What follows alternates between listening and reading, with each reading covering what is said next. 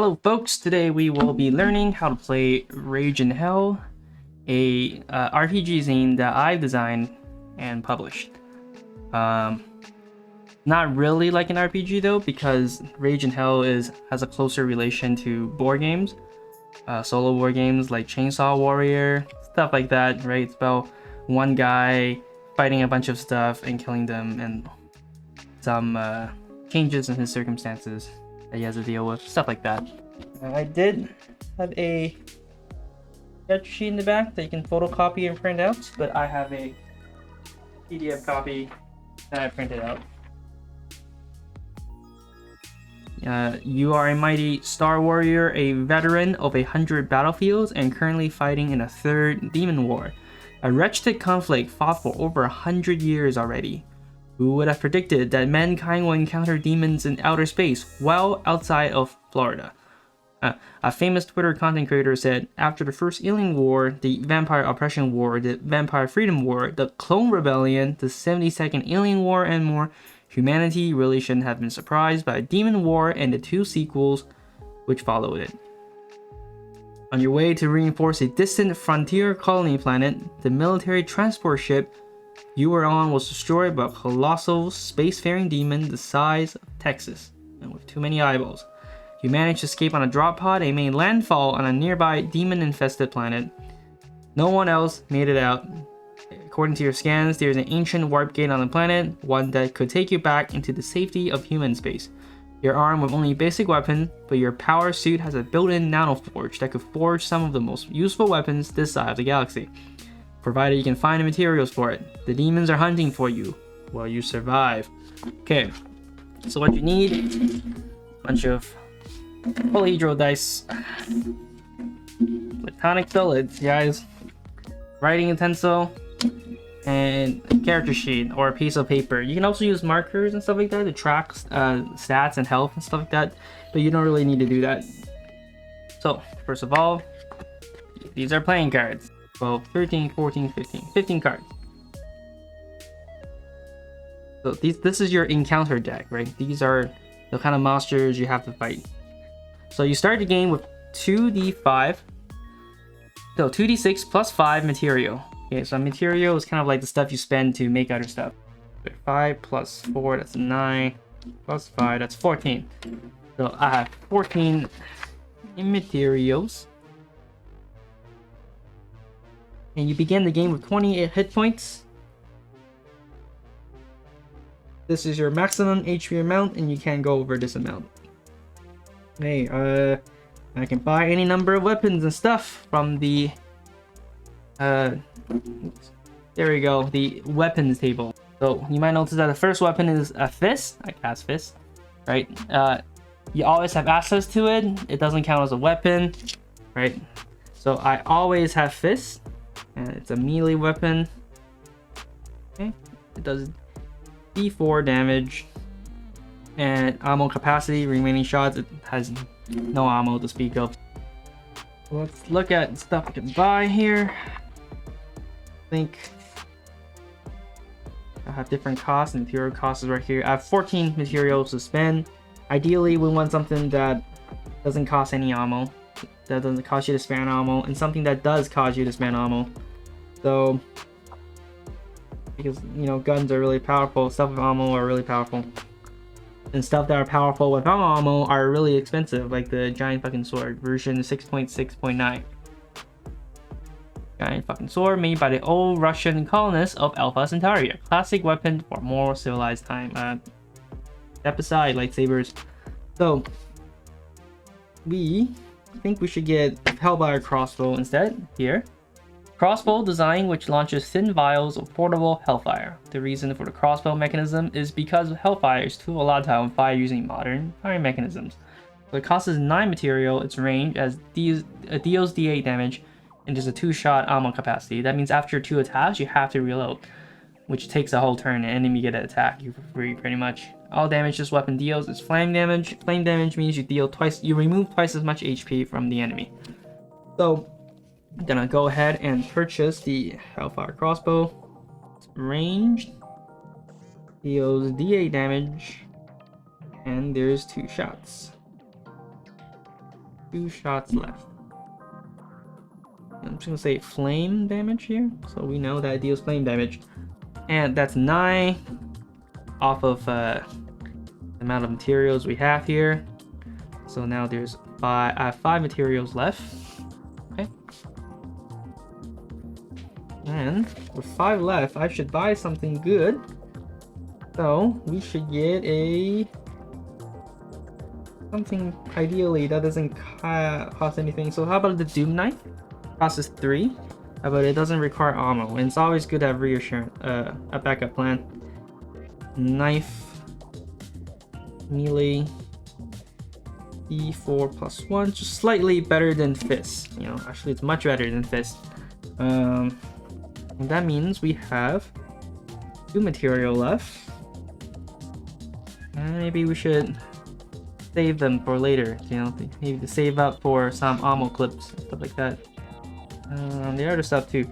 Oh yeah, the emotional support hand grenade, or the EMO grenade. Very expensive, and specifically a one use grenade, but it's very powerful, right? Because it instantly deals 3d6 flame damage to an enemy. That's really powerful because flame damage removes double the HP. Right? But you only really get something like this when you have a lot of extra materials to spend, which is almost never the case. So back to the game. We're ready to play now. All right, so rules of play. Here's how this works, right? So the game's divided into encounters and rest. During encounters, you fight enemies, and during rest, you may expend resources to forge weapons and heal. So how this works is that this is your encounter deck. You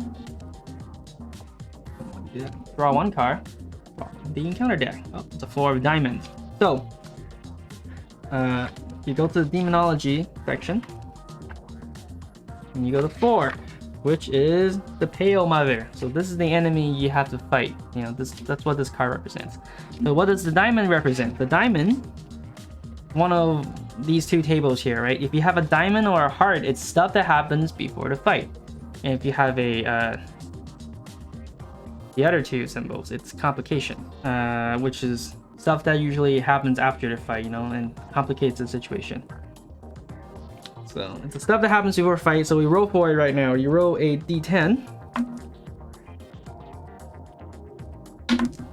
1.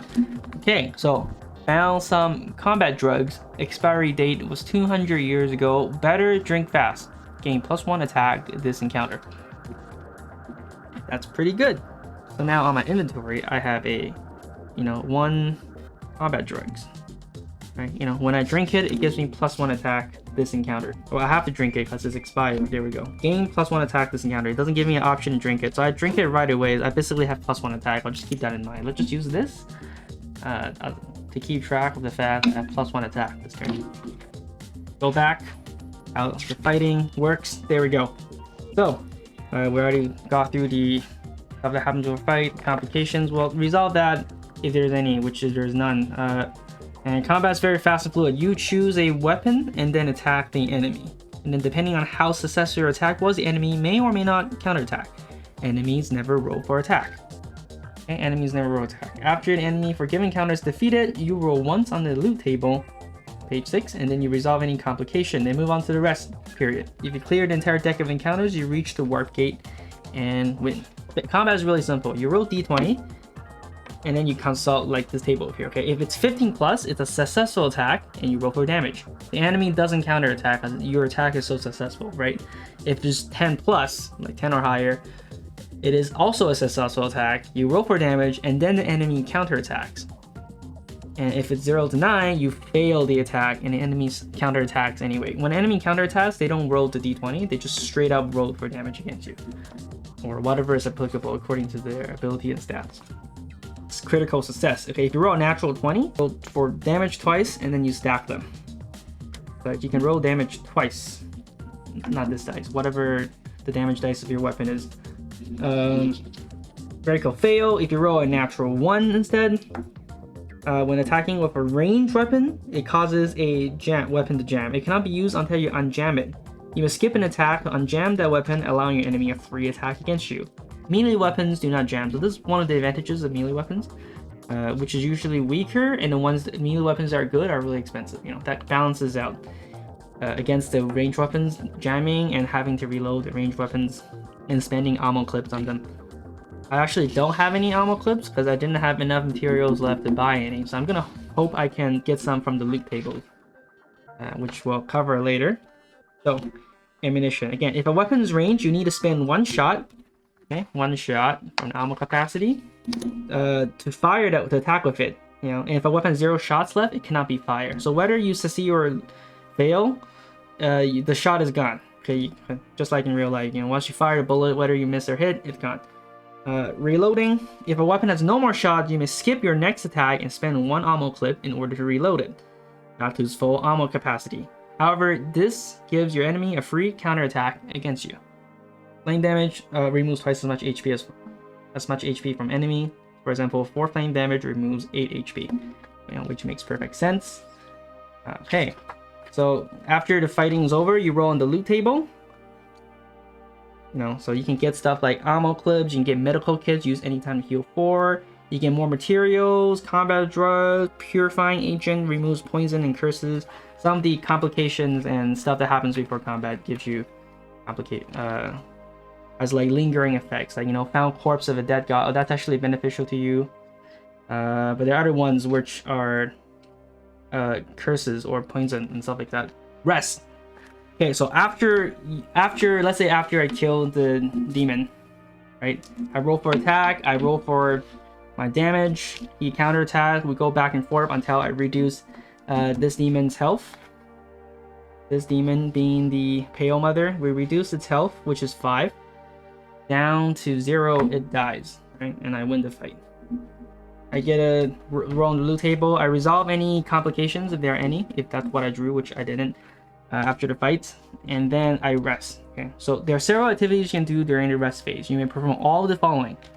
You can heal after the fight, so you just roll a d6. Oh, sorry, a d4. It's been a while since I wrote this book. That's why I was getting confused. Where is my d4? D4. Okay. I'll roll for d4. Yeah, 3. So I heal 3 HP. Okay. You can only do this once per rest phase. So after I heal once, I can't do it anymore. I can reload. Spend an ammo clip to reload a weapon back to their full ammo capacity. I still don't have any ammo clips, so I can't do that. But I can forge weapons or ammo. So I could spend money to buy weapons or ammos right now and then reload right away. I can reload as many times as I want, and I can buy as many stuff as I want. You know, there's no limitations to this. I can also recycle once per rest phase, destroy any weapon to get back half their material cost rounded down. I can only recycle one thing one time during the rest phase, so I have to wait until another fight is over before I can do any of that. You know, and that's pretty much the gameplay loop, right? Draw an encounter, consult the tables, fight, win, get loot, rest, do stuff, and you keep going until you win. You know, so it's not a super complicated game.